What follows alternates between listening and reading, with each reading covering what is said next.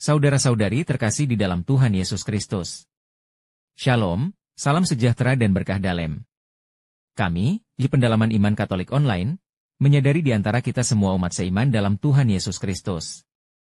Banyak yang tidak sempat ataupun kurang tertarik untuk membaca Alkitab, maka dari itu kami memberikan rangkuman intisari isi masing-masing kitab per kitab dari Alkitab sesuai judul yang tertera di bawah ini. Maka diharapkan kita dapat memahami isi dalam masing-masing kitab tersebut. Selamat menyimak.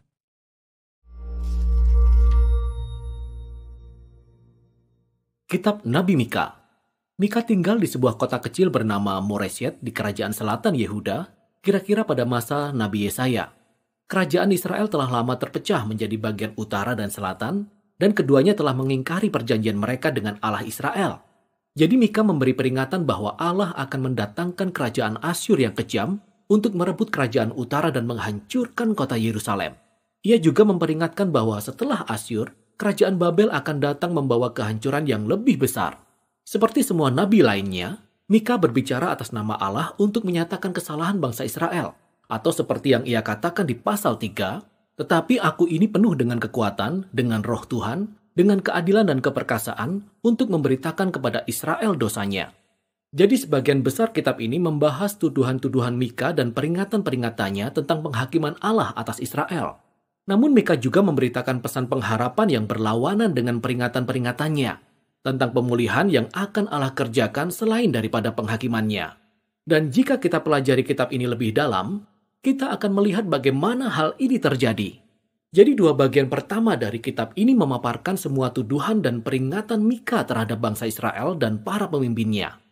Bagian pertama diawali dengan uraian puitis tentang Allah yang menampakkan dirinya kepada bangsa Israel, seperti yang ia lakukan di Gunung Sinai, dengan api, asap, dan gempa bumi. Namun kali ini ia tidak datang untuk mengadakan perjanjian seperti sebelumnya. Ia datang untuk menghakimi bangsa Israel yang sudah memberontak selama lebih dari 500 tahun. Selanjutnya Mika menyebutkan nama semua kota di Israel yang mempelopori pemberontakan mereka.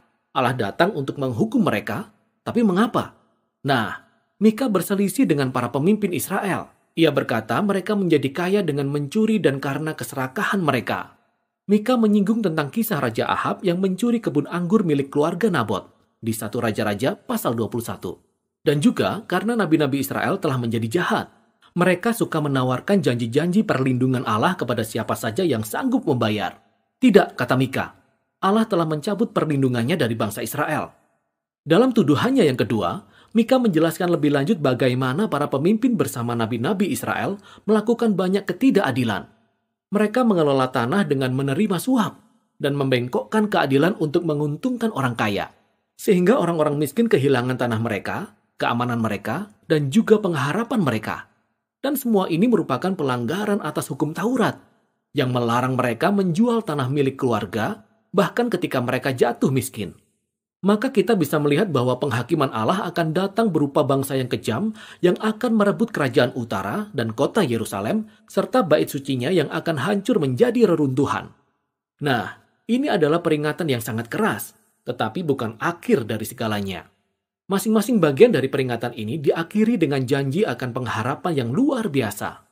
Bagian pertama berisikan puisi tentang bagaimana Allah seperti seorang gembala akan menyelamatkan dan mengumpulkan kembali kawanan dombanya, yaitu sisa-sisa umatnya.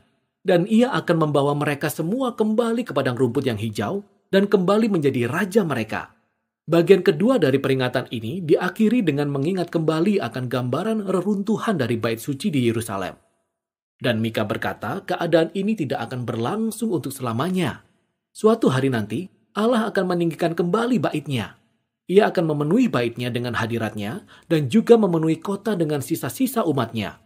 Jadi Allah bertujuan untuk menjadikan Israel tempat pertemuan langit dan bumi, sehingga semua bangsa akan datang berduyun-duyun ke Yerusalem, di mana Allah menjadi raja atas segala bangsa, membawa perdamaian di bumi. Kedua puisi penutup yang penuh pengharapan ini sangat luar biasa. Dan bagian berikutnya dari kitab ini melanjutkannya dalam bentuk rangkaian puisi yang dirancang dengan sangat indah. Semua puisi ini berisikan tentang pengharapan bagi bangsa Israel dan bangsa-bangsa lainnya di masa yang akan datang. Kita tahu bahwa setelah serangan Asyur, bangsa Israel akan ditaklukkan dan dibuang ke Babel. Namun dari sanalah Allah akan memulihkan umatnya dan membawa mereka kembali ke tanah asal mereka. Kemudian kita juga melihat bahwa di Yerusalem baru, seorang Raja Mesias baru akan datang dari garis keturunan Daud. Ia akan lahir di Bethlehem dan kemudian memerintah atas umat Allah yang telah dipulihkan di Yerusalem. Akhirnya dalam kerajaan mesianik Allah ini, sisa-sisa umat Allah yang setia akan menjadi berkat di antara bangsa-bangsa. Namun pada saat yang sama, Allah akan menegakkan keadilannya untuk terakhir kalinya dan menghapus kejahatan dari dunianya. Bagian terakhir dari kitab ini kembali mengulang pola peringatan yang diikuti dengan pengharapan, seperti yang telah kita lihat di bagian-bagian sebelumnya. Mika kembali membongkar praktik-praktik kecurangan yang dilakukan oleh para pemimpin Israel, dan bagaimana kecurangan ini menghancurkan negeri dan juga rakyatnya. Demikianlah kata-kata Mika yang terkenal yang merangkum perintah bagi bangsa Israel untuk mengikuti Allah mereka. Hai manusia, telah diberitahukan kepadamu apa yang baik, dan apakah yang dituntut Tuhan daripadamu, selain berlaku adil, mencintai kesetiaan, dan hidup dengan rendah hati di hadapan Allahmu. Tetapi bangsa Israel tidak melakukan perintah ini. Itu sebabnya mereka akan hancur. Namun kitab ini diakhiri dengan satu lagi catatan mengenai pengharapan yang luar biasa. Bangsa Israel digambarkan seperti seseorang yang duduk sendirian dalam rasa malu dan kekalahan. Inilah gambaran yang lugas tentang kehancuran dan pembuangan bangsa Israel. Dan orang ini menunggu-nunggu belas kasihan Allah. Dan ia memohon kepada Allah untuk mendengarkan dan mengampuni dia. Tapi mengapa? Mengapa Allah harus mendengarkan dan mengampuni orang-orang yang tidak setia dan memberontak ini? Nah, sang penyair memberikan dua alasan. Pertama, ia berkata karena karakter Allah. Siapakah Allah seperti engkau yang mengampuni dosa dan yang memaafkan pelanggaran? Ia tahu bahwa belas kasihan Allah lebih kuat daripada murka atau penghakimannya.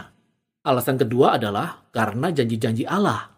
Kiranya engkau menunjukkan setiamu kepada Yakub dan kasihmu kepada Abraham sejak zaman purbakala. Inilah kata-kata terakhir dalam kitab ini, yang merupakan kiasan dari janji-janji Allah kepada Abraham dan keturunannya dalam kitab Kejadian, bahwa semua bangsa akan menerima berkat Allah melalui keturunan Abraham. Namun untuk menjadi berkat bagi bangsa-bangsa, Israel harus terlebih dahulu setia kepada Allah mereka. Inilah yang menjelaskan bolak-balik antara penghakiman dan pengharapan dalam kitab Mika. Jika Allah hendak memberkati bangsa-bangsa melalui Israel, maka ia harus menentang dan menghakimi kejahatan di antara umatnya. Namun penghakimannya menuntun kepada pengharapan, karena kasih dan janji Allah lebih kuat daripada kejahatan manusia. Dan Allah tidak pernah bertujuan untuk menghancurkan, melainkan untuk menyelamatkan dan menebus umatnya. Atau seperti pada baris penutup dari kitab ini, Allah berkenan kepada kasih setia, jadi ia akan kembali menyayangi kita. Dia akan menghapus kesalahan-kesalahan kita. Dia akan melemparkan segala dosa kita ke dalam tubir-tubir laut. Demikianlah inti dari kitab Mika.